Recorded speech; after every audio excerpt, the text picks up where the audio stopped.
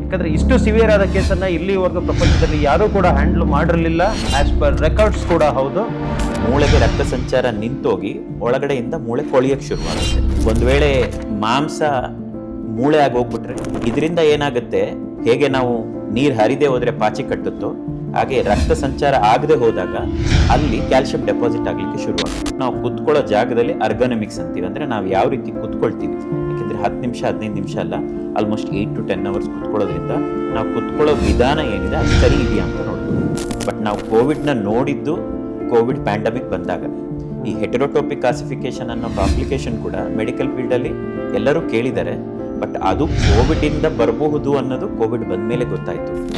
ಒಬ್ಬರು 45ರಿಂದ 50 ವರ್ಷ ಪ್ರಾಕ್ಟೀಸ್ ಮಾಡಿರೋ ಆರ್ಥೋಪೆಡಿಕ್ ಸರ್ಜನ್ನ ಕನ್ಸಲ್ಟ್ ಮಾಡಿದಾಗ ಅವರು ನನ್ನ ಇಡೀ ವೃತ್ತಿ ಜೀವನದಲ್ಲಿ, ನನ್ನ ಪ್ರೊಫೆಷನಲ್ ಕರಿಯರಲ್ಲಿ ಇಷ್ಟು ಸಿವಿಯರ್ ಆಗಿರುವಂಥ ಅಥವಾ ಈ ಥರ ಕೇಸ್ನ ನಾನು ನೋಡಿಲ್ಲ ಅಂತ ಕ್ಲಿಯರ್ ಆಗಿ ಹೇಳ್ತಾರೆ.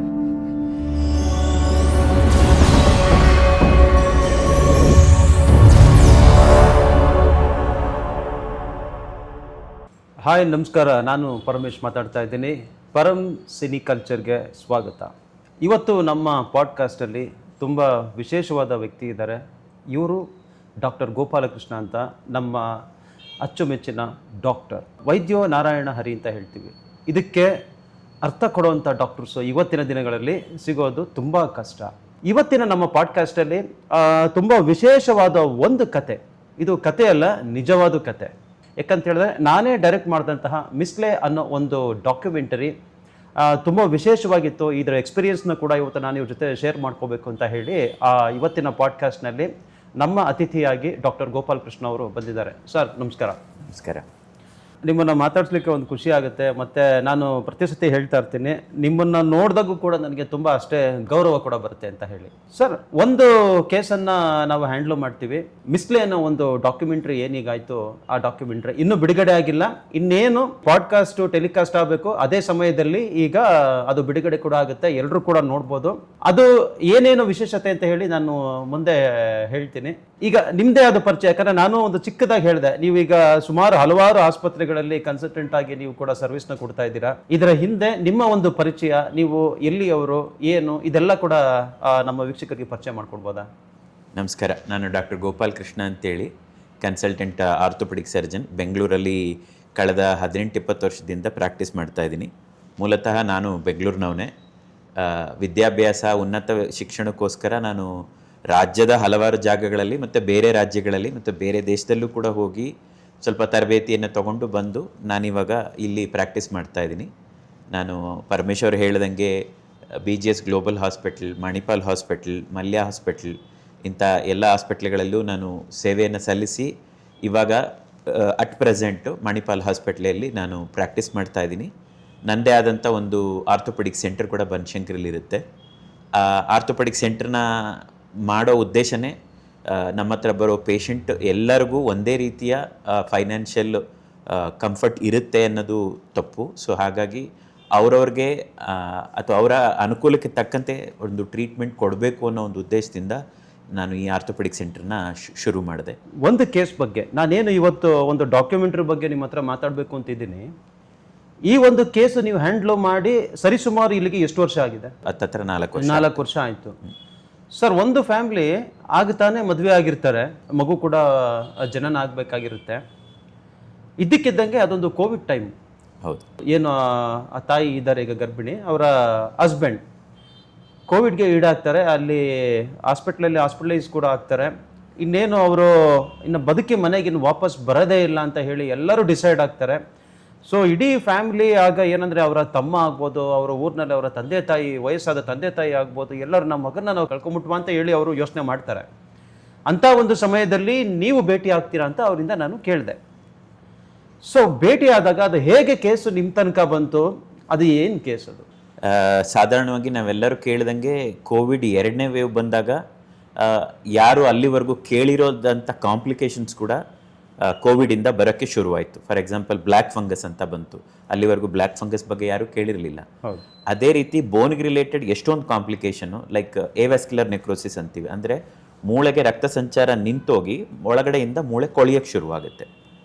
ಇದು ಕಾಮನೆಸ್ಟ್ ಕಾಂಪ್ಲಿಕೇಶನು ಎಲ್ಲರೂ ನೋಡಿದ್ದು. ಆದರೆ ಇವರು ನಾವೇನು ಬಾಲಾಜಿ ಅಂತ ಒಂದು ಪೇಷಂಟ್ ಬಗ್ಗೆ ಮಾತಾಡ್ತಾ ಇದ್ದೀವಿ, ಇವ್ರದ್ರಲ್ಲಿ ಇದ್ದಿದ್ದ ಕಾಂಪ್ಲಿಕೇಶನ್ನು ತುಂಬ ರೇರ್ ಅಥವಾ ತುಂಬ ವಿರಳ ಅಂತ ಹೇಳ್ಬೋದು. ಈ ಥರ ಕಾಂಪ್ಲಿಕೇಶನ್ನು ಇಡೀ ಜಗತ್ತಲ್ಲಿ ಕೋವಿಡ್ ಟೈಮಲ್ಲಿ 25 ಕೇಸ್ಗಳು ರಿಪೋರ್ಟ್ ಆಯಿತು. ಜಗತ್ತಲ್ಲೇ 25 ಕೇಸ್ ರಿಪೋರ್ಟ್ ಆಯಿತು. ಅದರಲ್ಲಿ ಚೈನಾದಲ್ಲಿ 10 ಕೇಸು, ಆ್ಯಂಡ್ ಅಮೆರಿಕದಲ್ಲಿ 9 ಕೇಸು, ಇಂಡಿಯಾದಲ್ಲಿ 6 ಕೇಸು.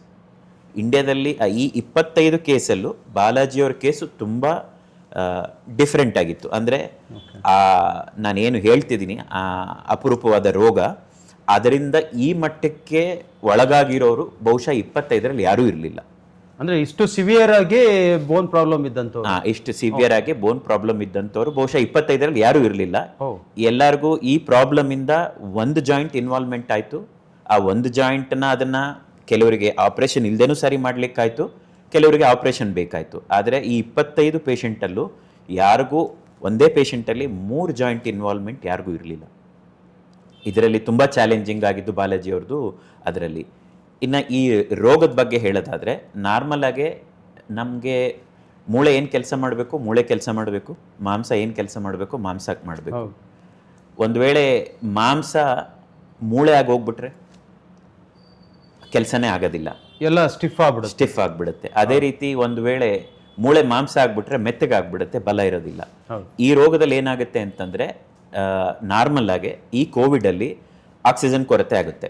ಈ ಆಕ್ಸಿಜನ್ ಕೊರತೆ ಉಂಟಾದಾಗ ನಮ್ಮ ಟಿಶ್ಯೂ ಅಥವಾ ನಮ್ಮ ಏನಿರುತ್ತೆ, ನಮ್ಮ ಮಸಲ್ಸ್ ಆಗಲಿ ಅಥವಾ ಟಿಶ್ಯೂಸ್ ಅರೌಂಡ್ ದ ಜಾಯಿಂಟ್ ಅಂತ ಏನು ಹೇಳ್ತೀವಿ, ಇಲ್ಲಿ ರಕ್ತ ಸಂಚಾರ ಅಥವಾ ಬ್ಲಡ್ ಸರ್ಕ್ಯುಲೇಷನ್ ಪ್ಯಾಟರ್ನ್ ಚೇಂಜ್ ಆಗಿಬಿಡುತ್ತೆ. ಇದರಿಂದ ಏನಾಗುತ್ತೆ, ಹೇಗೆ ನಾವು ನೀರು ಹರಿದೇ ಹೋದರೆ ಪಾಚಿ ಕಟ್ಟುತ್ತೋ ಹಾಗೆ ರಕ್ತ ಸಂಚಾರ ಆಗದೆ ಹೋದಾಗ ಅಲ್ಲಿ ಕ್ಯಾಲ್ಶಿಯಂ ಡೆಪಾಸಿಟ್ ಆಗಲಿಕ್ಕೆ ಶುರುವಾಗುತ್ತೆ. ಆ ಕ್ಯಾಲ್ಶಿಯಂ ಡೆಪಾಸಿಟ್ ಆದಾಗ ಬಾಡಿ ಆ ಕನ್ಫ್ಯೂಷನ್ ಸ್ಟೇಟಸಲ್ಲಿ ಇಲ್ಲಿ ಇದು ಮಸಲ್ಲು, ಇದನ್ನು ಮಸಲ್ ಅಂತ ಡೆವಲಪ್ ಮಾಡದೆ ಅದನ್ನು ಮೂಳೆ ಅಂತ ಅರಿತುಕೊಂಡು ಮೂಳೆ ಬೆಳೆಯೋಕ್ಕೆ ಶುರುವಾಗುತ್ತೆ. ಕಾಲಕ್ರಮೇಣ ಆ ಕಂಪ್ಲೀಟ್ ಮಾಂಸ ಹೊರಟೋಗಿ ಮೂಳೆ ಆಗೋಗ್ಬಿಡುತ್ತೆ. ಸಪೋಸ್ ಇವು ಯಾವುದಾದ್ರೂ ಈ ಭಾಗದಲ್ಲಿ ಮೂಳೆ ಆದರೆ ಆ ಮಾಂಸ ಮೂಳೆ ಆದರೆ ತುಂಬ ಗಟ್ಟಿ ಆಗುತ್ತೆ ಅಷ್ಟೇ. ಬಟ್ ಅರೌಂಡ್ ದ ಜಾಯಿಂಟ್, ಒಂದು ಜಾಯಿಂಟನ್ನು ಸುತ್ತಲ ಇರೋ ಮಾಂಸ ಕಂಪ್ಲೀಟ್ ಮೂಳೆ ಆಗಿಬಿಟ್ಟಾಗ ಆ ಜಾಯಿಂಟಲ್ಲಿರೋ ಮೂವ್ಮೆಂಟ್ ಪೂರ್ತಿ ನಿಂತೋಗ್ಬಿಡುತ್ತೆ. ಸೊ ಇದನ್ನು ಹೆಟಿರೋಟೋಪಿಕ್ ಕ್ಲಾಸಿಫಿಕೇಶನ್ ಅಂತ ಕರಿತೀವಿ. ಇದು ಮೆಡಿಕಲ್ ಫೀಲ್ಡಲ್ಲಿರೋರಿಗೆ ಎಲ್ಲರಿಗೂ ಗೊತ್ತಿರೋದು. ಹೇಗೆ ನಮಗೆಲ್ಲರಿಗೂ ಕೋವಿಡ್ ಬಗ್ಗೆ ಗೊತ್ತಿತ್ತು, ಬಟ್ ನಾವು ಕೋವಿಡ್ನ ನೋಡಿದ್ದು ಕೋವಿಡ್ ಪ್ಯಾಂಡಮಿಕ್ ಬಂದಾಗ. ಈ ಹೆಟಿರೋಟೋಪಿಕ್ ಕ್ಲಾಸಿಫಿಕೇಶನ್ ಅನ್ನೋ ಕಾಂಪ್ಲಿಕೇಶನ್ ಕೂಡ ಮೆಡಿಕಲ್ ಫೀಲ್ಡಲ್ಲಿ ಎಲ್ಲರೂ ಕೇಳಿದ್ದಾರೆ. ಬಟ್ ಅದು ಕೋವಿಡಿಂದ ಬರಬಹುದು ಅನ್ನೋದು ಕೋವಿಡ್ ಬಂದ ಮೇಲೆ ಗೊತ್ತಾಯಿತು ಒಂದು. ಆ್ಯಂಡ್ ಅದು ಎಷ್ಟರ ಮಟ್ಟಿಗೆ ತೊಂದರೆ ಕೊಡ್ಬೋದು ಅನ್ನೋದನ್ನು ಬಾಲಾಜಿಯವರ ಕೇಸ್ ನೋಡಿದಾಗ ಗೊತ್ತಾಗುತ್ತೆ. ಅವ್ರಿಗೆ ದುರದೃಷ್ಟವಶಾತ್ 2 ಹಿಪ್ ಜಾಯಿಂಟು ಮತ್ತು ರೈಟ್ ಎಲ್ಬೋ, ಈ 3ರಲ್ಲಿ ಅತಿ ಹೆಚ್ಚು ಮೂಳೆ ಬೆಳೆದಿತ್ತು. ಬಹುಶಃ ಅವ್ರದ್ದು ಬೇರೆ ಜಾಯಿಂಟಲ್ಲೂ ಕೂಡ ಮೂಳೆ ಬೆಳೆದಿತ್ತೇನೋ, ಅವ್ರಿಗೆ ಯಾವುದು 3 ಜಾಯಿಂಟಲ್ಲಿ ಮೂಮೆಂಟೇ ಇಲ್ದಂಗೆ ಆಯಿತು. ಆ 3 ಜಾಯಿಂಟನ್ನು ನಾವು ಗಮನಿಸಿ ನೋಡಿದಾಗ ಈ ಹೆಟಿರೋಟೋಪಿಕ್ ಕ್ಲಾಸಿಫಿಕೇಶನಲ್ಲಿ 4 ಹಂತ ಇರುತ್ತೆ. ಸ್ಟೇಜ್ 1, 2, 3, 4 ಅಂತ. ಅವರಿಗೆ ಸ್ಟೇಜ್ 4 ಅಂದರೆ ಇದಕ್ಕಿಂತ ಜಾಸ್ತಿ ಹೆಚ್ಚಾಗಿ ಮೂಳೆ ಬೆಳೆಯೋಕ್ಕೆ ಅವಕಾಶ ಇಲ್ಲ, ಅಷ್ಟರ ಮಟ್ಟಿಗೆ. ಸೊ ಫೈನಲ್ ಸ್ಟೇಜ್ ಕಂಪ್ಲೀಟ್ ಬೆಳೆದ್ಬಿಟ್ಟು ಈ 3 ಜಾಯಿಂಟ್ ಕಂಪ್ಲೀಟ್ ಫ್ರೀಸ್ ಆಗಿ ಹೋಗ್ಬಿಟ್ಟಿತ್ತು. ಇದರಲ್ಲಿ ಯಾವುದೇ ರೀತಿ ಮೂವ್ಮೆಂಟ್ ಇಲ್ಲ. ಅವ್ರ ಬ್ಯಾಡ್ ಲಕ್ ಏನಂದರೆ, ಲೆಫ್ಟ್ ಹ್ಯಾಂಡ್ ಇನ್ವಾಲ್ವ್ ಆಗಿದ್ದರೆ ಆಬ್ವಿಯಸ್ಲಿ ಕೆಲವು ಲಿಮಿಟೇಷನ್ಸ್ ಇರ್ತಿತ್ತು. ಅವ್ರಿಗೆ ರೈಟ್ ಹ್ಯಾಂಡ್ ಆಗಿರೋದ್ರಿಂದ ಅವ್ರ ಕೈನ ಅವ್ರು ತಂದು ಅವರಾಗೆ ಅವರೇ ತಿನ್ಲಿಕ್ಕಾಗಲ್ಲ, ಅವರೇ ಬಟ್ಟೆ ಚೇಂಜ್ ಮಾಡಲಿಕ್ಕಾಗೋದಿಲ್ಲ. ಸೊ ಬಲಗೈಯಿಂದ ನಾವು ಏನೇನು ಕೆಲಸ ಮಾಡ್ತೀವಿ ಅದು ಯಾವುದೂ ಅವ್ರಿಗೆ ಮಾಡೋಕ್ಕೆ ಸಾಧ್ಯ ಆಗ್ತಾ ಇರಲಿಲ್ಲ.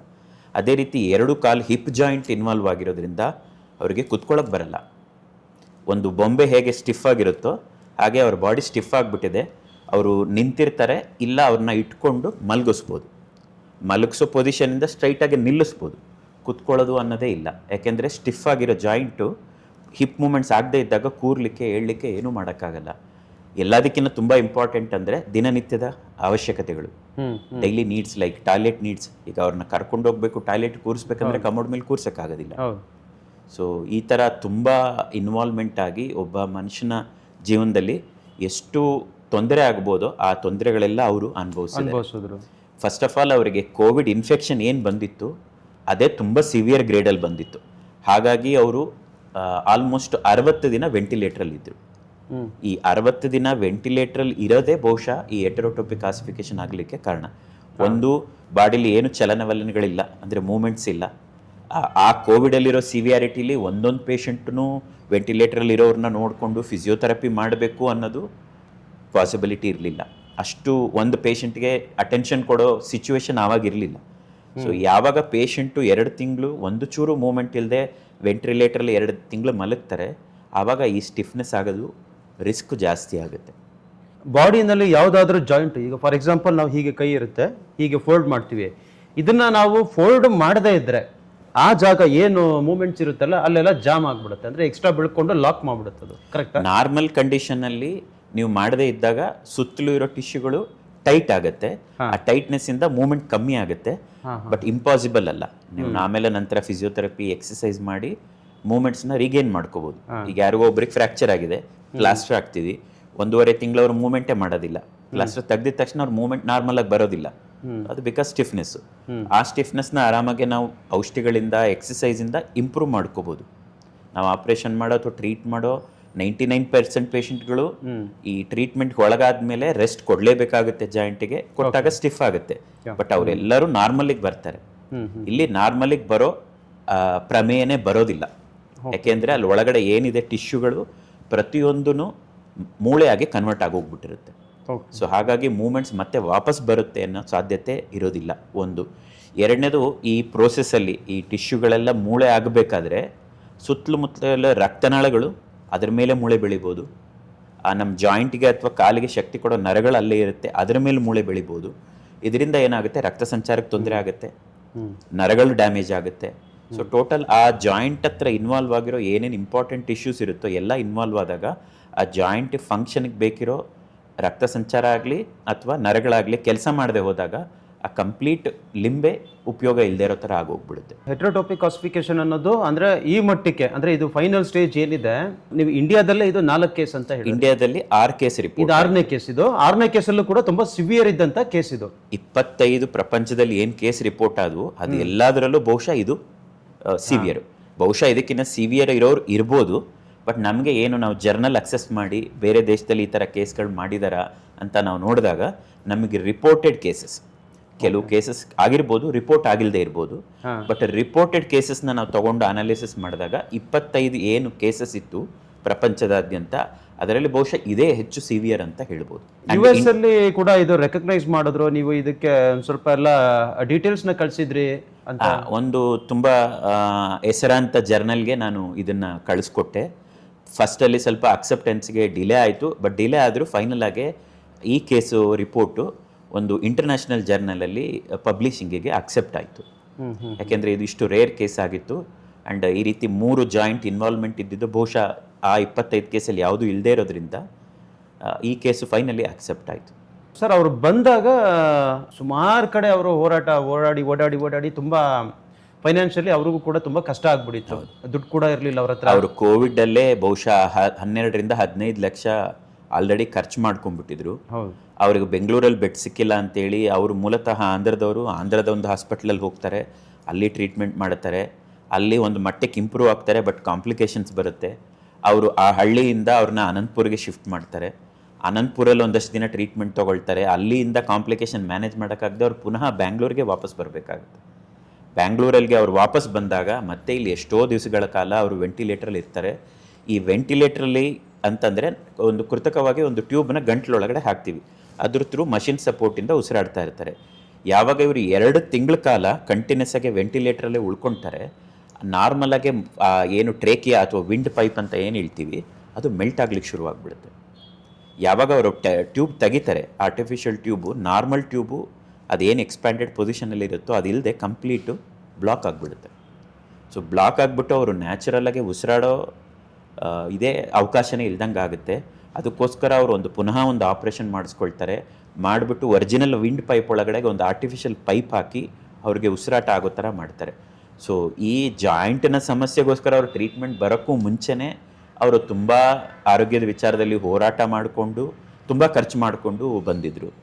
ಅವರಿಗೆ ಅಂಡ್ ಇನ್ನೂ ಇಂಪಾರ್ಟೆಂಟ್ ಏನಂದರೆ 2 ತಿಂಗಳು ಬೆಡ್ಡಲ್ಲಿರೋದ್ರಿಂದ ಕೈ ಕಾಲು ಆಡ್ತಿಲ್ಲ ಅಂತೇಳಿ ಇಷ್ಟು ದೊಡ್ಡದೊಂದು ಕಾಂಪ್ಲಿಕೇಶನ್ ಆಗಿರ್ಬೋದು ಅಂತ ಅವ್ರಿಗೆ ಯಾರಿಗೂ ಐಡಿಯಾನೇ ಇರಲಿಲ್ಲ. ಯಾವಾಗ ಈ ಉಸಿರಾಟದ ಸಮಸ್ಯೆಯಿಂದ ಅವ್ರು ಕಂಪ್ಲೀಟಾಗಿ ಹೊರಗಡೆ ಬರ್ತಾರೆ, ನಾರ್ಮಲ್ ಮನುಷ್ಯರಾಗಿ ಓಡಾಡಲಿಕ್ಕೆ ಅಥವಾ ಲೈಫ್ ಲೀಡ್ ಮಾಡಲಿಕ್ಕೆ ಟ್ರೈ ಮಾಡಿದಾಗ ಒಂದು ಚೂರು ಮೂಮೆಂಟ್ ಆಗದೆ ಇದ್ದಾಗ ಅವ್ರಿಗೆ ಭಯ ಶುರುವಾಗುತ್ತೆ.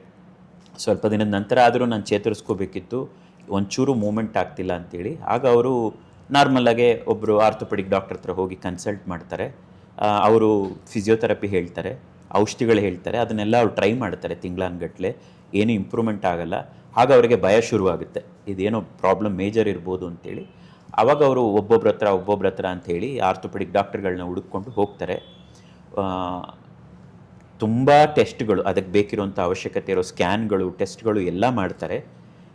ಕೆಲವರಿಗೆ, ಯಾಕೆಂದರೆ ಇದು ಯಾರು ಇದಕ್ಕಿಂತ ಮುಂಚೆ ನೋಡಿಲ್ಲದೆ ಇರೋವಂಥ ಕಾಂಪ್ಲಿಕೇಶನ್ ಆಗಿರೋದ್ರಿಂದ ಕೆಲವರಿಗೆ ಇದು ಏನು ಪ್ರಾಬ್ಲಮ್ಮು ಅಥವಾ ಇದನ್ನು ಯಾವ ರೀತಿ ಟ್ರೀಟ್ ಮಾಡಬೇಕು ಅನ್ನೋದು ಕ್ಲೂ ಸಿಗೋದಿಲ್ಲ.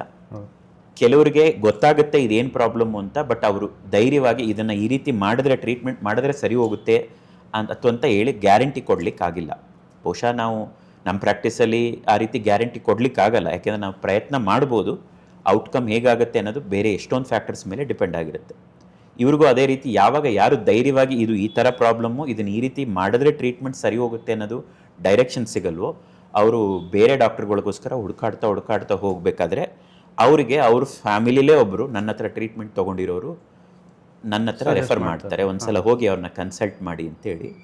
ನಾನು ಆಲ್ರೆಡಿ ಅವ್ರು ಮಾಡಿರೋ ಟೆಸ್ಟ್ಗಳನ್ನೆಲ್ಲ ನೋಡಿದಾಗ ನನಗೂ ಆಶ್ಚರ್ಯ ಆಗುತ್ತೆ. ನಾನು ಕೂಡ ಇದಕ್ಕೂ ಮುಂಚೆ ಈ ಥರ ಇಷ್ಟು ಸಿವಿಯರ್ ಕೇಸ್ನ ನೋಡಿರಲಿಲ್ಲ. ಸೊ ಆ ಸ್ಕ್ಯಾನ್ಗಳನ್ನ ತೊಗೊಂಡು ನನಗಿನ್ನ ತುಂಬ ಸೀನಿಯರ್ ಇರುವಂಥ ಡಾಕ್ಟರ್ಸ್ನೆಲ್ಲ ಕನ್ಸಲ್ಟ್ ಮಾಡ್ತೀನಿ. ಈ ರೀತಿ ಕೇಸ್ ಇದೆ, ಈ ರೀತಿ ಇಷ್ಟೊಂದು ಸಿವಿಯರ್ ಇದೆ ಅಂತ. ಒಬ್ಬರು 45ರಿಂದ 50 ವರ್ಷ ಪ್ರಾಕ್ಟೀಸ್ ಮಾಡಿರೋ ಆರ್ಥೋಪೆಡಿಕ್ ಸರ್ಜನ್ನ ಕನ್ಸಲ್ಟ್ ಮಾಡಿದಾಗ ಅವರು ನನ್ನ ಇಡೀ ವೃತ್ತಿ ಜೀವನದಲ್ಲಿ, ನನ್ನ ಪ್ರೊಫೆಷ್ನಲ್ ಕರಿಯರಲ್ಲಿ ಇಷ್ಟು ಸಿವಿಯರ್ ಆಗಿರುವಂಥ ಅಥವಾ ಈ ಥರ ಕೇಸ್ನ ನಾನು ನೋಡಿಲ್ಲ ಅಂತ ಅವ್ರು ಕ್ಲಿಯರಾಗಿ ಹೇಳ್ತಾರೆ. ಬಟ್ ಅಟ್ಲೀಸ್ಟ್ ಅವರು ಈ ಥರ ಕೇಸ್ ಬಂದರೆ ಏನು ಮಾಡ್ಬೋದು ಅಥವಾ ಯಾವುದಾವ್ದು ಕಾಂಪ್ಲಿಕೇಶನ್ಸ್ ಬರ್ಬೋದು ಅನ್ನೋ ಒಂದು ಹಿಂಟ್ ಕೊಡ್ತಾರೆ. ಈ ಥರ ನಾನು ಹಲವಾರು ಜನ ಡಾಕ್ಟರ್ಗಳನ್ನ, ಆರ್ಥೋಪೆಡಿಕ್ ಡಾಕ್ಟರ್ಗಳನ್ನ, ರೇಡಿಯಾಲಜಿಸ್ಟ್ ಡಾಕ್ಟರ್ಗಳನ್ನ, ಅಥವಾ ಇವಾಗ ಪೇಷಂಟಿಗೆ ಆಪ್ರೇಷನ್ ಮಾಡಬೇಕಾದ್ರೆ ಅನಸ್ತೇಷಿಯಾ ಯಾವ ರೀತಿ ಕೊಟ್ಟರೆ ಏನು ಕಾಂಪ್ಲಿಕೇಶನ್ ಆಗುತ್ತೆ ಅಂತ ಅನಸ್ತೇಷಿಯಾ ಡಾಕ್ಟರ್ಗಳನ್ನ ಎಲ್ಲರ ಹತ್ರ ಡಿಸ್ಕಸ್ ಮಾಡಿದಾಗ ನನಗೆ ಅರ್ಥ ಆಗಿದ್ದೇನೆಂದರೆ, ಇದು ಬಹುಶಃ ತುಂಬ ಅಪರೂಪದ ಕೇಸು. ನಾನು ಈ ಚಾಲೆಂಜ್ ತೊಗೊಳಕ್ಕೆ ಹೋದರೆ ಕಾಂಪ್ಲಿಕೇಶನ್ಸ್ ಆಗ್ಬೋದು. ಕಾಂಪ್ಲಿಕೇಶನ್ ಯಾವ ಮಟ್ಟಕ್ಕೆ, ಬಹುಶಃ ಪೇಷಂಟ್ ಪ್ರಾಣನೇ ಕಳ್ಕೊಬೋದು, ಅಷ್ಟರ ಮಟ್ಟಿಗೂ ಕಾಂಪ್ಲಿಕೇಶನ್ ಆಗ್ಬೋದು ಅಂತ ಗೊತ್ತಾಯಿತು. ಬಟ್ ಎಲ್ಲೋ ಒಂದು ಕಡೆ ಇಡೀ ಫ್ಯಾಮಿಲಿ ಸಫರ್ ಆಗ್ತಾ ಇರೋ ರೀತಿ, ಆ್ಯಂಡ್ ಈ ಇಡೀ ಫ್ಯಾಮಿಲಿಗೆ ಬಾಲಾಜಿಯವರೇ ಮೇನ್ ಸಪೋರ್ಟ್ ಆಗಿದ್ರು. ಈ was the bread winner of the family. ಯಾವಾಗ ಅವ್ರಿಗೆ ಈ ರೀತಿ ಹ್ಯಾಂಡಿಕ್ಯಾಪ್ ಆಗೋದ್ರು, ಅವ್ರು ಜಾಬ್ ಕಳ್ಕೊಂಡ್ರು. ಅವ್ರನ್ನ ನೋಡ್ಕೊಳ್ಳೋಕ್ಕೋಸ್ಕರ ಅವರು ಹೆಂಡತಿ ಗರ್ಭಿಣಿ ಇದ್ದರು. ಅವ್ರು ಯಾವ ಥರ ಕೆಲಸ ಮಾಡೋಕ್ಕಾಗ್ತಾ ಇರಲಿಲ್ಲ. ಅವ್ರ ತಮ್ಮ ಆ್ಯಕ್ಚುಲಿ ಅವರಿಗೆ ಬೆನ್ನೆಲುಬಾಗಿ ನಿಂತ್ಕೊತಾರೆ. ಆ ಟೈಮಲ್ಲಿ ಅವ್ರಿಗೆ ಕೂಡ ಕೋವಿಡ್ ಬರುತ್ತೆ ಅವ್ರ ಬ್ರದರಿಂದ. ಅವರು ಕೆಲಸ ಕಳ್ಕೊಳ್ತಾರೆ. ಸೊ ಹೀಗಾಗಿ ಪೂರ್ತಿ ಫ್ಯಾಮಿಲಿಗೆ ಅರ್ನಿಂಗೇ ಇಲ್ಲ. ಅದ್ರ ಮೇಲೆ ಈ ಥರ ಒಂದು ಹ್ಯಾಂಡಿಕ್ಯಾಪ್ ಡಿಸೀಸ್ ಇರುತ್ತೆ. ಎಲ್ಲೋ ಒಂದು ಕಡೆ ಈ ಚಾಲೆಂಜ್ನ ತೊಗೋಬೇಕು, ಇದಕ್ಕೇನಾದರೂ ಒಂದು ಪರಿಹಾರ ಮಾಡಬೇಕು ಅನ್ನೋದೊಂದು ಚಾಲೆಂಜ್ ನನ್ನ ಮನಸ್ಸಲ್ಲಿ ಬರುತ್ತೆ. ಸೊ ನಾನು ಅವರಿಗೆ ಅಶ್ಯೂರೆನ್ಸ್ ಕೊಡ್ತೀನಿ, ಇದೊಂದು ಟ್ರೀಟ್ಮೆಂಟ್ ಮಾಡಬೇಕಾಗತ್ತೆ, ಆಪ್ರೇಷನ್ ಮಾಡಿದ್ರೆ ಸರಿ ಹೋಗುತ್ತೆ ಅಂತೇಳಿ. ಎಲ್ಲದಕ್ಕಿಂತ ಇಂಪಾರ್ಟೆಂಟು ಪೇಷಂಟ್ಗೆ ಎಲ್ಲೋ ಒಂದು ಕಡೆ ನಾನು ಹೇಳೋದು ನಂಬಿಕೆ ಬರುತ್ತೆ. ಬಹುಶಃ ಈ ಎಂಟೈರ್ ಜರ್ನಿಲಿ ಆ ಟ್ರಸ್ಟ್ ಅಥವಾ ನಂಬಿಕೆ ಅನ್ನೋದು ತುಂಬ ಇಂಪಾರ್ಟೆಂಟು. ಅವ್ರಿಗೆ ಆ ನಂಬಿಕೆ ಬಂದಾಗ ಅವರು ನಾನು ಹೇಳೋ ಅಡ್ವೈಸಸ್ನೆಲ್ಲ ಫಾಲೋ ಮಾಡ್ತಾ ಹೋಗ್ತಾರೆ. ಸೊ ಹಾಗಾಗಿ ಅವರು ನನ್ನ ಹತ್ರ ಬಂದರು, ಅಲ್ಲಿ ಹಾಗೆ ಟ್ರೀಟ್ಮೆಂಟ್ ಶುರುವಾಯಿತು. ಸರ್, ಒಂದು ಕಡೆ ಈಗ ನೀವು ಹ್ಯಾಂಡ್ಲ್ ಮಾಡ್ತಾ ಇದ್ದೀರಾ, ಇದು ತುಂಬ ಕ್ರಿಟಿಕಲ್ ಕೇಸು. ಆಲ್ಮೋಸ್ಟ್ ಏನಂತ ಹೇಳಿದ್ರೆ ಇಡೀ ಬಾಡಿ ಏನು ಮೂಮೆಂಟ್ ಇಲ್ಲ, ದೇಹದಲ್ಲಿ ಜೀವ ಇದೆ, ಕಾನ್ಷಿಯಸ್ ಇದೆ ಅಷ್ಟೇ. ಬಟ್ ಇದೇ ಜೀವನ ನಂಬಿಕೊಂಡಂಥ ಹೆಂಡತಿ ಗರ್ಭಿಣಿ, ಆಕೆಗೆ ಇವ್ರನ್ನ ಬಿಟ್ಟರೆ ಬೇರೆ ಯಾರೂ ಇಲ್ಲ. ಲಿಟ್ರಲಿ ಅವರು ಇದಕ್ಕಿಂತ ವರ್ಸ್ಟ್ ಪೊಸಿಷನ್ನು ಲೈಫಲ್ಲಿ ಇನ್ನೇನು ಬರ್ಲಿಕ್ಕೆ ಸಾಧ್ಯನೇ ಇಲ್ಲ. ಈ ಥರದ್ದು ಒಂದು ಕಂಡೀಷನ್ನು. ಬಟ್ ಇನ್ನೊಂದು ಏನಂತ ಹೇಳಿದ್ರೆ, ಆ್ಯಸ್ ಎ ಡಾಕ್ಟರ್ ಆಗಿ ಇವತ್ತಿನ ದಿನಗಳಲ್ಲಿ ನಾವೇನು ನೋಡ್ತಾ ಇದ್ದೀವಿ ಅಂದರೆ, ಒಂದು ರೀತಿ ಒಂದು ಕಡೆ ಕಮರ್ಷಿಯಲ್ ಅಥವಾ ದುಡ್ಡು ಇಲ್ಲದೆ ಟ್ರೀಟ್ಮೆಂಟೇ ಆಗೋದಿಲ್ಲ, ಈ ಥರನೂ ಇದೆ.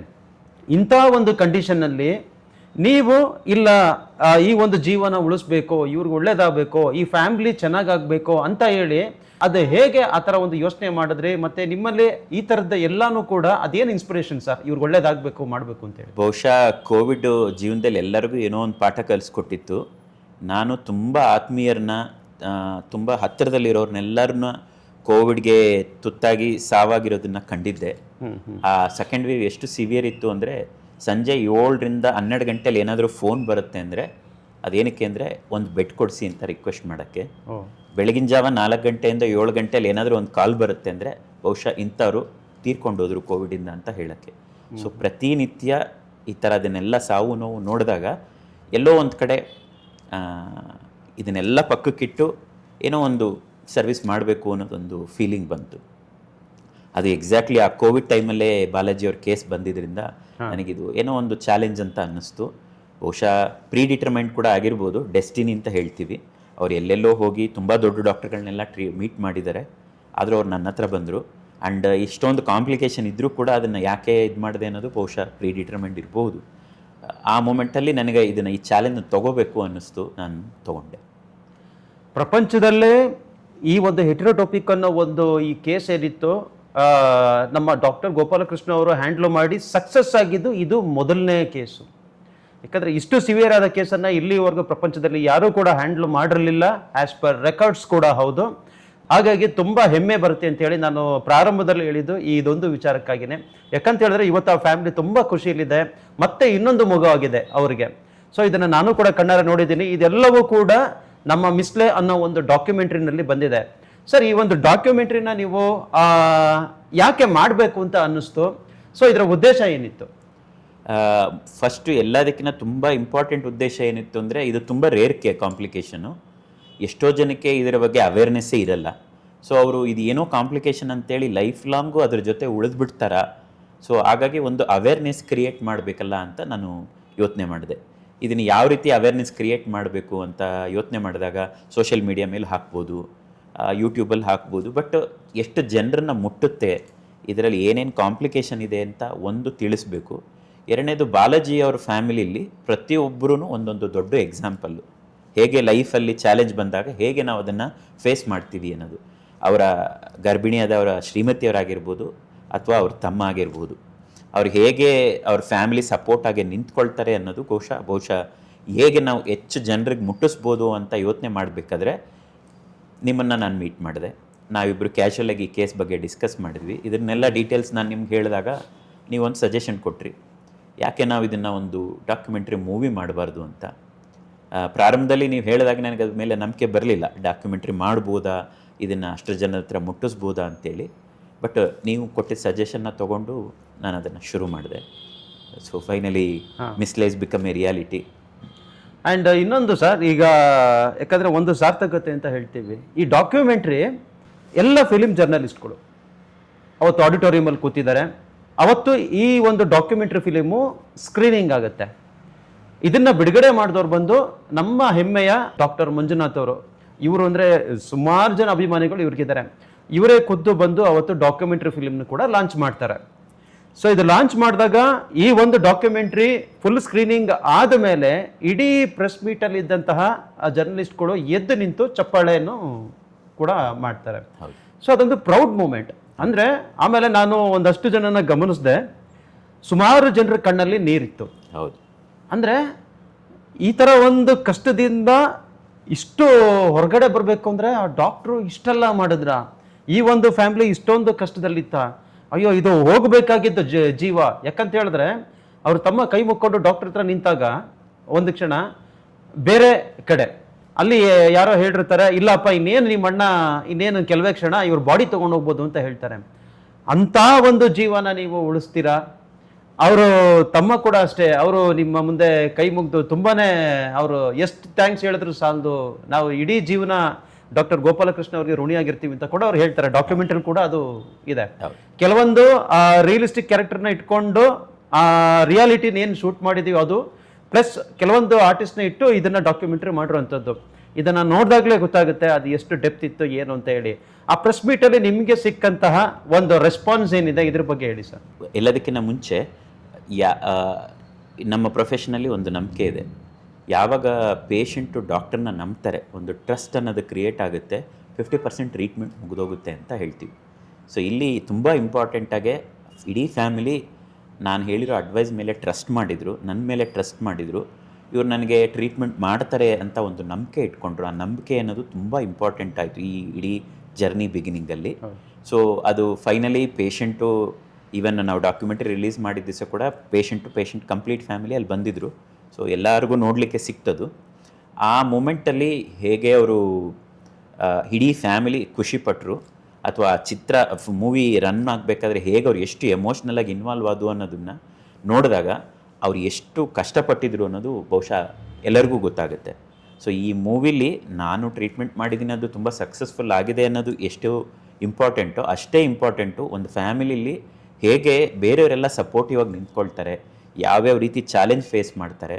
ಸೊ ಅದನ್ನು ನಾವು ಕೇಳಿದ್ವಿ, ನೋಡಿದ್ವಿ. ಸ್ಕ್ರೀನಲ್ಲಿ ನೋಡಬೇಕಾದ್ರೆ ಅದು ರಿಯಲೈಸೇಷನ್ ಇನ್ನೂ ತುಂಬ ಚೆನ್ನಾಗೇ ಅರ್ಥ ಆಯಿತು. ಆ ಪಿಕ್ಚರೈಸೇಷನ್ ಅಷ್ಟು ಚೆನ್ನಾಗಿ ಬಂದಿದ್ದರಿಂದ ಆ ಎಮೋಷನ್ ಈವನ್ ನಮಗೂ ಕೂಡ ಆ ಒಂದು ಟೈಮಲ್ಲಿ ಸ್ವಲ್ಪ ಎಮೋಷ್ನಲ್ ಆಗೋ ಥರ ನಾವು ಕೂಡ ಅಲ್ಲಿ ಕೂತಿದ್ದವರು ಒಂದು ನೋಡಿದಾಗ ಎಮೋಷ್ನಲ್ ಆದ್ವಿ. ಆ್ಯಂಡ್ ಈಗ ಮೂವಿಲಿ ನೋಡಿದ್ವಿ, ಎದುರುಗಡೆ ನಿಜವಾಗ್ಲೂ ಪೇಷಂಟು ಫ್ಯಾಮಿಲಿನೂ ಇದ್ದರು, ಅವರು ಸಂತೋಷವಾಗಿದ್ದರು. ಅದೆಲ್ಲ ನೋಡಿದಾಗ ತುಂಬ ಒಂಥರ ಹೆಮ್ಮೆನೂ ಅನ್ನಿಸ್ತು, ತುಂಬ ಸಂತೋಷನೂ ಅನ್ನಿಸ್ತು. ಬಹುಶಃ ನಮ್ಮ ಪ್ರೊಫೆಷನಲ್ಲಿ ಇದೊಂದು ಅಚೀವ್ಮೆಂಟು. ಒಬ್ಬ ಪ್ರೊಫೆಷ್ನಲ್ಗೆ ಇದಕ್ಕಿಂತ ಬೇರೆ ಇನ್ನೇನು ಬೇಕಾಗಲ್ಲ. ಹಣ, ಹೆಸರು ಕರೆಕ್ಟು, ಬಟ್ ಈ ಥರ ಒಂದು ಫ್ಯಾಮಿಲಿ ತುಂಬ ಸಂತೋಷವಾಗಿ ಬಂದಾಗ ನಾವು ಮಾಡಿರೋ ಕೆಲಸಕ್ಕೆ ಒಂದು ಐಡೆಂಟಿಫಿಕೇಷನ್ ಸಿಕ್ಕಾಗ ಆ ಸ್ಯಾಟಿಸ್ಫ್ಯಾಕ್ಷನ್ ಏನು ಸಿಗುತ್ತಲ್ಲ, ಬಹುಶಃ ಅದು ಇನ್ವ್ಯಾಲ್ಯೂಬಲ್, ಅದನ್ನು ಬೆಲೆ ಕಟ್ಟೋಕ್ಕಾಗೋದಿಲ್ಲ. ಸ್ಟಾರ್ಟಿಂಗ್ ಬರಬೇಕಾದ್ರೆ ಒಂದು 2-3 ಜನ ಅವ್ರನ್ನ ಎತ್ಕೊಂಡು ನಿಮ್ಮ ಕ್ಲಿನಿಕ್ಕಿಗೆ ಬರ್ತಿದ್ರು ಅಲ್ವಾ? ಸೊ ಅವತ್ತು ಯಾವುದೇ ರೀತಿಯಾದ ಮೂಮೆಂಟು ಇರಲಿಲ್ಲ. ಇವತ್ತು ಇದೇ ಟೈಮಲ್ಲಿ ಅವ್ರಿಗೂ ಮಗು ಕೂಡ ಆಗುತ್ತೆ. ಆ ತಾಯಿಗೆ ಮಗುನ ನೋಡ್ಕೋಬೇಕಾ, ತನ್ನ ಗಂಡನ ನೋಡ್ಕೋಬೇಕಾ, ಅಥವಾ ಗಂಡನ್ನ ಅಲ್ಲಿ ಆಸ್ಪತ್ರೆನ ಅಡ್ಮಿಟ್ ಮಾಡಿದ್ಮೇಲೆ ಅದು ಕೋವಿಡ್ ಸೆಕೆಂಡ್ ವೇವ್ ಬೇರೆ, ಅಲ್ಲಿ ಯಾರನ್ನೂ ನೋಡೋದಕ್ಕೂ ಬಿಡೋದಿಲ್ಲ ಅಂತ ಒಂದು ಸಂದರ್ಭ. ಇದು ಸಿನಿಮಾನೇ ಇಲ್ಲ, ನಿಜ ಜೀವನದ ಕಥೆನೇ ಇದು. ಬಟ್ ಫುಲ್ಲು ನೋಡ್ತಾ ಇದ್ರೆ ಇದೇನು ಸಿನಿಮಾದಲ್ಲಿ ಮಾಡ್ತಾ ಇರೋದ ಅಂತ ಹೇಳಿ ಅನ್ಸುತ್ತೆ. ಬಟ್ ಇಷ್ಟೆಲ್ಲ ಆಯಿತು, ಇವತ್ತಿಗೆ ಅವರು ಸರ್ ಇನ್ನೊಂದು ಮಗು ಆಗಿದೆ, ತುಂಬ ಖುಷಿಯಾಗಿದ್ದಾರೆ, ಕೆಲ್ಸಕ್ಕೂ ಕೂಡ ಹೋಗ್ತಾ ಇದ್ದಾರೆ ಅಲ್ವಾ? ಈಗ ಮಧ್ಯದಲ್ಲಿ ನಿಮ್ಗೆ ಕಾಲ್ ಮಾಡ್ತಾ ಇದ್ದಾರೆ, ಈಗಲೂ ಕೂಡ ನಿಮಗೆ ಈಗ ಹೇಗಿದೆ ಅವ್ರ ಸ್ಥಿತಿ ಹೇಗಿದೆ, ಮತ್ತೆ ಈಗ ಕಾಲಲ್ಲಿ ಕೂಡ ಇರ್ತಾರೆ? ಈಗಲೂ ಕಾಂಟ್ಯಾಕ್ಟಲ್ಲಿ ಇರ್ತಾರೆ, ಅದು ತುಂಬ ಸಂತೋಷದ ವಿಚಾರ. ಏನಾದರೂ ಮನೆಯಲ್ಲಿ ಏನಾದರೂ ಫಂಕ್ಷನ್ ಆದರೆ ಬಂದು ನನ್ನ ಇನ್ವೈಟ್ ಮಾಡ್ತಾರೆ. ಸೊ ಕಾಂಟ್ಯಾಕ್ಟಲ್ಲಿದ್ದಾರೆ, ತುಂಬ ಸಂತೋಷವಾಗಿದ್ದಾರೆ. ಯಾಕೆಂದರೆ ಅವರು ಎಕ್ಸ್ಪೆಕ್ಟ್ ಮಾಡಿರಲಿಲ್ಲ ಈ ಮನುಷ್ಯ ಲೈಫ್ ಲಾಂಗ್ ಬೆಡ್ ಮೇಲೆ ಇರ್ತಾರೆ, ಬೇರೆ ಏನೂ ಮಾಡೋಕ್ಕೆ ಸಾಧ್ಯನೇ ಇಲ್ಲ ಅಂತ ಅವ್ರು ನಮಗೆ ಸುಮ್ಮನೆ ಜಸ್ಟ್ ಇರ್ತಾರೆ ನಮ್ಮ ಕಣ್ಣು ಮುಂದೆ, ಬೆಡ್ಡಲ್ಲೇ ಇರ್ತಾರೆ ಅಂದ್ಕೊಂಡಾಗ ಆ ಮನುಷ್ಯ ಇವರು ಮತ್ತೆ ಇವತ್ತು ರೀಎಂಪ್ಲಾಯ್ಡ್, ಅವ್ರಿಗೆ ಜಾಬ್ ಸಿಕ್ತು, ಮತ್ತೆ ಕಂಪ್ನಿಲಿ ಹೋಗಿ ಸೇರಿಕೊಂಡ್ರು, 2 ವೀಲರ್ ಡ್ರೈವ್ ಮಾಡ್ತಾರೆ, ಎವ್ರಿಥಿಂಗ್ A to Z. ಒಬ್ಬ ನಾರ್ಮಲ್ ಪರ್ಸನ್ ಏನು ಮಾಡಬೇಕು ಎಲ್ಲ ಮಾಡೋಕ್ಕಾಗ್ತಾ ಇದೆ ಅವ್ರಿಗೆ. ಸೊ ಅವ್ರ ಅರ್ನಿಂಗ್ ಬೆಟರ್ ಆಯಿತು, ಫ್ಯಾಮಿಲಿ ಲೈಫ್ ಬೆಟರ್ ಆಯಿತು. ಓವರ್ ಆಲ್ ಅವರು ತುಂಬ ಇಂಪ್ರೂವ್ ಆಗಿದ್ದಾರೆ, ತುಂಬ ಸಂತೋಷವಾಗಿದ್ದಾರೆ ಫ್ಯಾಮಿಲಿ. ಸೊ ನೀವು ಡಾಕ್ಯುಮೆಂಟ್ರಿ ಮಾಡಿದಂಥ ಉದ್ದೇಶ ಏನಂತ ಹೇಳಿದ್ರೆ ಎಲ್ರಿಗೂ ಕೂಡ ಈ ವಿಷಯ ತಲುಪಲಿ, ಈಗ ಸಾಮಾನ್ಯರಿಗೂ ಕೂಡ ಇದು ಜನರಿಗೂ ಕೂಡ ತಲುಪಲಿ. ಈ ಥರ ಹಿಂಗಾದಾಗ ಇನಿಷಿಯಲಿ ಒಂದು ಟ್ರೀಟ್ಮೆಂಟ್ ತೊಗೋಬೇಕು, ಅವಾಗ ಕ್ಯೂರ್ ಆಗುತ್ತೆ ಅಂತ ಹೇಳಿದ್ರೆ ಈ ಥರ ಯಾರಿಗೂ ಬರಬಾರ್ದು ಅನ್ನೋದು ಒಂದು ಒಳ್ಳೆಯ ಉದ್ದೇಶ ಇತ್ತು. ಸರ್, ಈಗ ಸಾಕಷ್ಟು ದೊಡ್ಡ ದೊಡ್ಡ ಆಸ್ಪತ್ರೆಗಳಿಗೆ ಹೋಗ್ತೀರಾ, ಯಾಕಂದರೆ ಎಲ್ರಿಗೂ ಕೂಡ ದೊಡ್ಡ ದೊಡ್ಡ ಆಸ್ಪತ್ರೆ ನೀವು ಕನ್ಸಲ್ಟೆಂಟಾಗಿ ಹೋಗ್ತಾ ಇರ್ತೀರಾ, ಅಲ್ಲಿ ಎಲ್ಲ ಪೇಷಂಟ್ಸ್ಗಳಿಗೂ ಅಫೋರ್ಡ್ ಮಾಡೋದಕ್ಕಾಗೋದಿಲ್ಲ, ಯಾಕಂದರೆ ಎಲ್ರಿಗೂ ಇನ್ಶೂರೆನ್ಸ್ ಕೂಡ ಇರೋದಿಲ್ಲ. ಸೊ ಈ ಥರ ಇದ್ದಾಗ ಇಲ್ಲ, ಈಗ ಈ ಪಾಡ್ಕಾಸ್ಟ್ ನೋಡಿದ್ಮೇಲೆ ಅನ್ಸುತ್ತೆ, ಇಲ್ಲ ನಾನು ಡಾಕ್ಟರ್ ಗೋಪಾಲ್ ಕೃಷ್ಣ ಅವ್ರನ್ನ ಒಂದು ಸತಿ ಮೀಟ್ ಆಗಬೇಕು ಅಂತ ಅನ್ಸುತ್ತೆ. ಸೊ ಅಂಥಲ್ಲೆಲ್ಲ ಬಂದು ಅಫೋರ್ಡ್ ಮಾಡೋಕ್ಕಾಗೋದಿಲ್ಲ ಅಂತ ಹೇಳ್ತಾರೆ. ನೀವು ಸಿಗಬೇಕಾದ್ರೂ ಹೇಗೆ ಸರ್, ನೀವು ಹೇಗೆ ಸಿಗ್ಬೋದು, ನೀವು ಭೇಟಿ ಆಗ್ಬೋದು ಅಂದರೆ ಹೇಗೆ? ಇದೇ ಉದ್ದೇಶ ಇಟ್ಕೊಂಡೆ ನಾನು ನಂದೇ ಒಂದು ಆರ್ಥೋಪೆಡಿಕ್ ಸೆಂಟರ್ನ ಸ್ಟಾರ್ಟ್ ಮಾಡಿದ್ದೀನಿ. ಎಲ್ಲಿ ಸರ್? ಬನಶಂಕರಿ 2nd ಸ್ಟೇಜಲ್ಲಿ, ಕೆಂಪೇಗೌಡ ಮೆಡಿಕಲ್ ಕಾಲೇಜ್ ಎದುರುಗಡೆನೇ ಇರುತ್ತೆ. ದೇವೇಗೌಡ ಪೆಟ್ರೋಲ್ ಬಂಕ್ ಅಥವಾ ಬನಶಂಕರಿ BDA ಕಾಂಪ್ಲೆಕ್ಸ್ಗೆ ತುಂಬ ಹತ್ತಿರದಲ್ಲಿ. ನನ್ನ ಹತ್ರ ಬರೋ ಪೇಷಂಟ್ಸು ಅಫೋರ್ಡಬಿಲಿಟಿ ನೋಡಿ ಬರಬಾರ್ದು, ಪ್ರಾಬ್ಲಮ್ ನೋಡಿ ಬರಬೇಕು. ಬಂದಾಗ ಅವರ ಶಕ್ತಿಗೆ ಗುಣಮಟ್ಟಕ್ಕೆ ತಕ್ಕಂಗೆ ಅವ್ರಿಗೆ ಯಾವ ರೀತಿ ಟ್ರೀಟ್ಮೆಂಟ್ ಬೇಕಾಗುತ್ತೆ, ಅವರಿಗೆ ಒಂದು ಕಸ್ಟಮೈಸ್ ಟ್ರೀಟ್ಮೆಂಟ್ ಕೊಡಬೇಕು ಅನ್ನೋ ಒಂದು ಮೇನ್ ಕಾನ್ಸೆಪ್ಟಿಂದಲೇ ನಾನು ಆರ್ಥೋಪೆಡಿಕ್ ಸೆಂಟರ್ ಮಾಡಿದ್ದು. ಹಾಗಾಗಿ ನಾನು ಪೇಷಂಟ್ ಅಫೋರ್ಡೆಬಿಲಿಟಿ, ಅವರಿಗೆ ದೊಡ್ಡ ಆಸ್ಪತ್ರೆ ಬೇಕು ಅಂದಾಗ ದೊಡ್ಡ ಆಸ್ಪತ್ರೆ, ಇಲ್ಲ ಅವ್ರ ಕೈಯಲ್ಲಿ ಅಷ್ಟು ಆಗಲ್ಲ ನನಗೆ ಅಂದಾಗ ಅವರಿಗೆ ಸಣ್ಣ ಆಸ್ಪತ್ರೆ ಆಪ್ಷನ್ ಕೂಡ ಕೊಡ್ತೀನಿ. ಸೊ ಅವರು ಶಕ್ತಿಗೆ ತಕ್ಕಂಗೆ ನಾನು ಆಪ್ಷನ್ ಕೊಟ್ಟು ಅವರು ಆ ಟ್ರೀಟ್ಮೆಂಟ್ ಅವರಿಗೆ, ಅವರು ಜಸ್ಟ್ ಬಿಕಾಸ್ ಅಫೋರ್ಡೆಬಿಲಿಟಿ ಅನ್ನೋ ಕ್ವಶನ್ನಿಂದ ಅವರು ಟ್ರೀಟ್ಮೆಂಟಿಂದ ದೂರ ಉಳಿಬಾರ್ದು, ಅವ್ರಿಗೆ ಟ್ರೀಟ್ಮೆಂಟ್ ಸಿಗಬೇಕು ಅನ್ನೋ ಸೇಮ್ ಕಾನ್ಸೆಪ್ಟಿಂದಲೇ ನಾನು ನಂದೇ ಆರ್ಥೋಪೆಡಿಕ್ ಸೆಂಟರ್ ಸ್ಟಾರ್ಟ್ ಮಾಡಿದ್ದೀನಿ. ಸರ್, ಈಗ ಇಷ್ಟೆಲ್ಲ ಕೇಳಿದ್ವಿ, ಈಗ ಕೊನೆಯದಾಗಿ ಸರ್, ಈಗ ಡಾಕ್ಯುಮೆಂಟ್ರಿ ವಿಚಾರಕ್ಕೆ ಮತ್ತೆ ಬರ್ತೀನಿ. ಸರ್, ಮಿಸ್ಲೇನೋ ಡಾಕ್ಯುಮೆಂಟ್ರಿ ಅದು ನೀವು ಮಾಡಿದಾಗ ಮನೆಯಲ್ಲಿ ಮೇಡಮ್ ಅವರು, ಅಂದರೆ ತಮ್ಮ ಶ್ರೀಮತಿಯವರು, ಅವರು ಕೂಡ ತುಂಬ ಖುಷಿಪಟ್ಟರು. ಮೇನ್ಲಿ ಅವ್ರಿಗೆ ಆಸೆ ಇತ್ತು, ಒಂದು ಪ್ರೊಡಕ್ಷನ್ ಮಾಡಬೇಕು, ಈ ಥರದ್ದು ಒಂದು ಡಾಕ್ಯುಮೆಂಟ್ರಿ ಇದೇನಿದೆ ಇದನ್ನು ನಾವೇ ಮಾಡೋಣ ಅಂತ ಕೂಡ ಹೇಳಿದ್ರು. ಸರ್, ಅವರ ರೆಸ್ಪಾನ್ಸ್ ಹೇಗಿತ್ತು? ಇವತ್ತು ಅವರು ಏನು ಹೇಳ್ತಾರೆ? ಅವರು ಡಾಕ್ಟರ್ ಆಗಿದ್ದ ಕಾರಣ ಬಹುಶಃ ನಾನು ಒಂದು ಪೇಷಂಟ್ನ ಡೀಲ್ ಮಾಡ್ಬೇಕಾದ್ರೆ, ಈ ಥರ ಒಂದು ತುಂಬ ರೇರ್ ಕೇಸ್ ಡೀಲ್ ಮಾಡ್ಬೇಕಾದ್ರೆ ನಾನು ಎಷ್ಟು ಸ್ಟ್ರೆಸ್ ತೊಗೊಂಡಿದ್ದೀನಿ, ಯಾವ್ಯಾವ ಥರ ಬೇರೆ ಡಾಕ್ಟರ್ಸ್ ಹತ್ರ ಹೋಗಿ ಡಿಸ್ಕಸ್ ಮಾಡಿದ್ದೀನಿ, ಅಪ್ರೋಚ್ ಮಾಡಿದ್ದೀನಿ. ಡೇ 1 ಪೇಷಂಟ್ ಪೊಸಿಷನ್ ಹೇಗಿತ್ತು ಎಲ್ಲ ಅವ್ರ ಹತ್ತಿರದಿಂದ ನೋಡಿದರು. ಸೊ ಅವರಿಗೆ ಯಾವಾಗ ಪೇಷಂಟು ನಾರ್ಮಲಾಗಿ ನಡೆಯೋಕ್ಕೆ ಶುರು ಮಾಡ್ತಾರೆ ಅಂತ ಒಂದೊಂದು ವಿಡಿಯೋ ನೋಡ್ತಾರೆ, ಆವಾಗಲೇ ಅವ್ರಿಗೆ ಅದ್ರ ಮೇಲೆ ತುಂಬ ಇಂಟ್ರೆಸ್ಟ್ ಬರುತ್ತೆ, ಅಂದರೆ ತುಂಬ ಆಸಕ್ತಿ ಬರುತ್ತೆ. ಆಗ ನೀವು ಹೇಳಿದ ವಿಚಾರ ನಾನು ಶೇರ್ ಮಾಡಿದಾಗ ಅವರು ತುಂಬ ಇಂಟ್ರೆಸ್ಟ್ ತೋರಿಸ್ತಾರೆ. ಹೌದು, ಇದನ್ನೊಂದು ಡಾಕ್ಯುಮೆಂಟ್ರಿ ಮಾಡಬೇಕು, ಸೊ ನನ್ನ ಕಡೆಯಿಂದ ಏನು ಸಪೋರ್ಟ್ ಇದೆ ನಾನು ಮಾಡ್ತೀನಿ, ನೀವು ಇದನ್ನು ಡಾಕ್ಯುಮೆಂಟ್ರಿ ಮಾಡಿ, ಪರಮೇಶ್ ಅವರ ಸಜೆಷನ್ನು ಕರೆಕ್ಟ್ ಇದೆ ಅಂತೇಳಿ ಅವರು ಕೂಡ ತುಂಬ ಸಪೋರ್ಟ್ ಮಾಡ್ತಾರೆ. ಆ್ಯಂಡ್ ಅವರು ಕಂಪ್ಲೀಟ್ ಈ ಜರ್ನಿಯಲ್ಲಿ ಅವರು ನನಗೆ ಬ್ಯಾಕ್ ಬೋನ್ ಆಗಿ ನಿಂತ್ಕೊಳ್ತಾರೆ. That is one of the reason ಯಾಕೆ ಇದು ಒಂದು ಮಟ್ಟಕ್ಕೆ ತಲುಪಕ್ಕೆ ಕಾರಣ. ಡಾಕ್ಟರ್ ಸುಜಾತ ಪ್ರೊಡಕ್ಷನ್ಸ್ ಅಂತ ಹೇಳಿಬಿಟ್ಟು ಈ ಒಂದು ಮಿಸ್ಲೆ ಡಾಕ್ಯುಮೆಂಟ್ರಿಯನ್ನು ಕೂಡ ಮೇಡಮ್ ಅವರು, ಅಂದರೆ ಡಾಕ್ಟರ್ ಗೋಪಾಲಕೃಷ್ಣ ಅವರು, ಶ್ರೀಮತಿ ಅವರು ಪ್ರೊಡ್ಯೂಸ್ ಕೂಡ ಮಾಡ್ತಾರೆ. ಆ್ಯಂಡ್ ಅವರ ಉದ್ದೇಶ ಕೂಡ ಅಷ್ಟೇ, ಆ್ಯಂಡ್ ಸರ್ ಉದ್ದೇಶ ಕೂಡ ಅಷ್ಟೇ ಆಗಿರುತ್ತೆ. ಏನಂತ ಹೇಳಿದ್ರೆ, ಜನರಿಗೆ ತಲುಪಬೇಕು, ವಿಷಯಗಳು ತಲುಪಬೇಕು, ಜನರಿಗೆ ಒಳ್ಳೇದಾಗಬೇಕು ಅನ್ನೋ ಉದ್ದೇಶದಿಂದ ಇನ್ನೂ ಸಾಕಷ್ಟು ವಿಚಾರಗಳನ್ನ ತಲುಪಿಸ್ಬೇಕು ಅಂತೇಳಿ ಅವ್ರದ್ದೊಂದು ಉದ್ದೇಶ ಇದೆ. ಈ ವಿಡಿಯೋದ ಲಿಂಕ್ ಕೂಡ ನಿಮಗೆ ಡಿಸ್ಕ್ರಿಪ್ಷನಲ್ಲಿ ಸಿಗುತ್ತೆ. ಆ್ಯಂಡ್ ನಿಮ್ಗೆ ಏನೇ ಡೌಟ್ಸ್ ಇದ್ರೂ ಕೂಡ ಡಾಕ್ಟರ್ನ ನೀವು ಭೇಟಿ ಮಾಡ್ಬೋದು. ಅವರ ನಂಬರ್ ಆಗಿರಲಿ ಅಥವಾ ಅವರ ಕ್ಲಿನಿಕ್ನ ಒಂದು ಲೊಕೇಶನ್ ಕೂಡ ಆಗಿರಲಿ, ನಾನು ಇಲ್ಲಿ ಡಿಸ್ಕ್ರಿಪ್ಷನಲ್ಲಿ ಶೇರ್ ಮಾಡಿರ್ತೀನಿ. ಸೊ ಕೊನೆಯದಾಗಿ ತಾವು ಮಿಸ್ಲೆ ಡಾಕ್ಯುಮೆಂಟ್ರಿ ಬಗ್ಗೆ ಏನು ಹೇಳ್ತೀರಾ?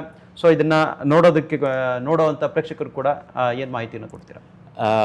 ಮಿಸ್ಲೆ ಇದು ತುಂಬ ಅತ್ಯುತ್ತಮವಾದ ಪ್ರಯತ್ನ. ನಾನು ಮಾಡಬೇಕು ಅಂದಾಗ ನನ್ನ ಶ್ರೀಮತಿಯವರಾಗಲಿ ನೀವಾಗಲಿ ತುಂಬ ಸಪೋರ್ಟಿವ್ ಆಗಿ ನಿಂತ್ರಿ. ಆ್ಯಂಡ್ ನೀವು ಇದನ್ನು ಒಂದು ಕಮರ್ಷಿಯಲ್ ಇವೆಂಟ್ ಥರ ನೋಡಲಿಲ್ಲ. ಬಹುಶಃ ನಾನು ಇಲ್ಲಿ ಓಪನಾಗಿ ಹೇಳಲಿಕ್ಕೆ ಇಷ್ಟಪಡ್ತೀನಿ, ಯಾವುದೇ ಒಂದು ರೆನ್ಯುಮರೇಷನ್ನು ಇಲ್ಲದೆ ಕಂಪ್ಲೀಟಾಗೆ ಮಿಸ್ಲೆ ಡಾಕ್ಯುಮೆಂಟ್ರಿನ ಪರಮೇಶ್ವರ್ ನನಗೆ ಮಾಡಿಕೊಟ್ರು.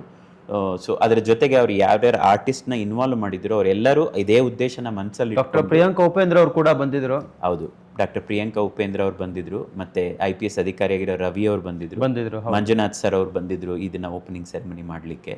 ಅವ್ರು ಬಹುಶಃ ಅವರೆಲ್ಲರೂ ಇದರಿಂದ ಇದ್ದಿದ್ದ ಉದ್ದೇಶ ಅಥವಾ ಈ ಕೇಸ್ ಬಗ್ಗೆ ಡೀಟೇಲ್ ಕೇಳಿದಾಗ ಅವರು ಒಪ್ಕೊಂಡು ಎಲ್ಲರೂ ಟೈಮ್ ಮಾಡಿಕೊಂಡು ಬಂದು ನಮಗೆ ಅವತ್ತು ಲಾಂಚಿಂಗ್ ಟೈಮಲ್ಲಿ ತುಂಬ ಸಪೋರ್ಟ್ ಆಗಿ ನಿಂತ್ಕೊಂಡ್ರು. ಕೊನೆಯದಾಗಿ ಸರ್, ಇನ್ನೇನು ಕಾರ್ಯಕ್ರಮ ಮುಗಿತು ಬಂತು ಅನ್ಬೇಕಾದ್ರೆ ನಾನು ಕೇಳ್ತಾ ಇದ್ದೀನಿ, ಮಿಸ್ಲೆ ಅಂದ್ರೆ ಏನು ಅಂತ ಹೇಳಿ. ಯಾಕಂದ್ರೆ ಇದು ನಮ್ಮ ಡೈಲಿ ನಾವು ಬಳಸ್ತಕ್ಕಂಥ ಪದ ಅಲ್ಲ. ಏನು ಸರ್ ಈ ಮಿಸ್ಲೆ? ಮಿಸ್ಲೇಡ್ ಅಂತ ಹೇಳ್ತೀವಿ, ಅಂದರೆ ಯಾವುದೋ ಒಂದು ವಸ್ತು ಎಲ್ಲಿರಬೇಕೋ ಅಲ್ಲಿಲ್ಲ, ಬೇರೆ ಕಡೆ ಇಟ್ಬಿಟ್ಟಿದ್ದೀವಿ, ಅದನ್ನು ಮಿಸ್ಲೇಡ್, ಬೇರೆ ಕಡೆ ಇಟ್ಟಿದ್ದೀವಿ. ಸೊ ಈ ಕಂಡೀಷನಲ್ಲಿ ಕೂಡ ಎಲ್ಲಿ ಬೋನ್ ಬೆಳೆದಿದೆ ಅಲ್ಲಿ ಬೋನ್ ಬೆಳಿಬಾರ್ದಿತ್ತು. ಸೊ ಅದಕ್ಕೆ ಬಹುಶಃ ಈ ಟೈಟ್ಲ್ ಚೆನ್ನಾಗಿ ಸೂಟ್ ಆಗುತ್ತೆ ಅಂತ ಹೇಳ್ಬಿಟ್ಟು ನಾನು ಮಿಸ್ಲೆ ಅನ್ನೋ ಒಂದು ವರ್ಡನ್ನ ಇಲ್ಲಿ ಯುಟಿಲೈಸ್ ಮಾಡಿದ್ದೆ, ಟು ಇಂಡಿಕೇಟ್ ದಟ್ ಎಲ್ಲಿ ಮೂಳೆ ಇರಬಾರ್ದಿತ್ತು ಅಲ್ಲಿ ಮೂಳೆ ಬೆಳೆದಿದೆ, ಅದೇ ಎಲ್ಲದಕ್ಕೂ ಕಾರಣ, ಈ ಇಡೀ ಪ್ರಾಬ್ಲಮ್ಗೆ ಕಾರಣವಾಗಿತ್ತು ಅಂತ. ಸೊ ಅದೇ ಮಿಸ್ಲೆ ಅನ್ನೋ ಒಂದು ಈ ಡಾಕ್ಯುಮೆಂಟ್ರಿ ಫಿಲಿಮ್ನ ಟೈಟಲ್ನ ಅರ್ಥ. ಇದನ್ನು ನೋಡಿ ನಿಮಗೆ ಏನು ಅನ್ನಿಸ್ತು ಅಂತ ಹೇಳಿ ಆ ಡಾಕ್ಯುಮೆಂಟ್ರಿ ನೋಡಿದ ಮೇಲೆ ಅಲ್ಲಿ ಕಮೆಂಟಲ್ಲಿ ಕೂಡ ತಮ್ಮ ಅಭಿಪ್ರಾಯವನ್ನು ಕೂಡ ಶೇರ್ ಮಾಡ್ಬೋದು. ಸೊ ಆದಷ್ಟು ಎಲ್ಲ ನಿಮ್ಮ ಅಭಿಪ್ರಾಯಗಳಿಗೆ ಡಾಕ್ಟರ್ ಗೋಪಾಲಕೃಷ್ಣ ಅವರು ಕೂಡ ಅವರು ರೆಸ್ಪಾಂಡ್ ಮಾಡ್ತಾರೆ. ಸೊ ನಿಮಗೋಸ್ಕರ ಆ ವಿಡಿಯೋನು ಕೂಡ ಕಾಯ್ತಾ ಇದೆ, ಆ್ಯಂಡ್ ಈ ಪಾಡ್ಕಾಸ್ಟ್ ಕಾರ್ಯಕ್ರಮ ಕೂಡ ಕಾಯ್ತಾ ಇದೆ. ಈ ಪ್ರೋಗ್ರಾಮ್ ಹೇಗೆ ಅನ್ನಿಸ್ತು ಅಂತ ಹೇಳಿ ನಿಮ್ಮ ಅಭಿಪ್ರಾಯನ ನಮ್ಮ ಕಮೆಂಟ್ ಬಾಕ್ಸಲ್ಲಿ ಹಾಕಿ. ಯಾರಾದರೂ ಸಬ್ಸ್ಕ್ರೈಬ್ ಆಗಿಲ್ಲ ಅಂತ ಹೇಳಿದ್ರೆ ಸಬ್ಸ್ಕ್ರೈಬ್ ಕೂಡ ಆಗಿ. ಸೊ ಮತ್ತಷ್ಟು ಈ ಥರ ಇಂಟ್ರೆಸ್ಟಿಂಗ್ ವಿಚಾರಗಳನ್ನ ನಾವು ನಿಮ್ಮ ಮುಂದೆ ತರ್ತಾ ಇರ್ತೀವಿ. ಅಲ್ಲಿವರೆಗೂ ನಮಸ್ಕಾರ ಸರ್, ಥ್ಯಾಂಕ್ ಯು. ತಮ್ಮ ಸಮಯನ ಕೊಟ್ಟರೆ ಇಲ್ಲಿ ತನಕ ಬಂದು ಪಾಡ್ಕಾಸ್ಟ್ ಕಾರ್ಯಕ್ರಮದಲ್ಲಿ ಭಾಗಿಯಾದ್ರಿ.